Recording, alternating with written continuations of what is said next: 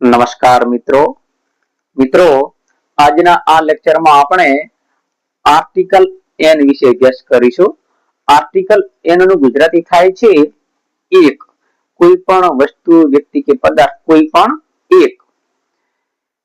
જો મિત્રો, article N એ એવા નામ કે શબ્દની આગળ વપરાય છે જેનો ઉચ્ચાર ગુજરાતી સ્વરથી શરૂ થતો હોય અને આવા નામ કે શબ્દ એક વચન અને ગણી શકાય તેવા હોવા જોઈએ.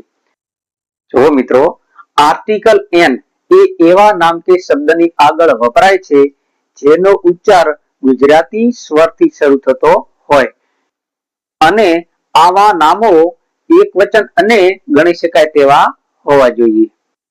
તો મિત્રો, આપણે સ્વર અને વ્યંજન યાદ કરવા પડશે.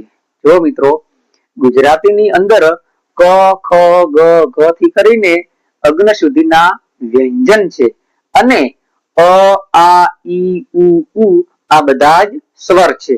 એટલે કે આર્ટિકલ એન ની અંદર અ, આ, ઈ, ઉ એ આવી રીતે જો ઉચ્ચાર થતો હોય, સ્વરથી ઉચ્ચાર થતો હોય તો આર્ટિકલ એન વપરાય છે.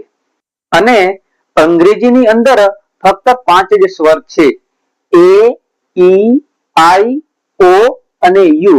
આ સિવાયના બધા જ મૂળાક્ષરો વ્યંજન છે. તો આપણે થોડા ઉદાહરણો જોઈએ. An apple. એપલ શબ્દનો ઉચ્ચાર અ થી થાય છે અને એપલ શબ્દની આગળનો મૂળાક્ષર પણ એ છે.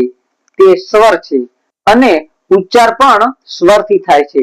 તેથી એપલ શબ્દની આગળ એન આર્ટિકલ આવશે. બીજો શબ્દ છે એલિફન્ટ.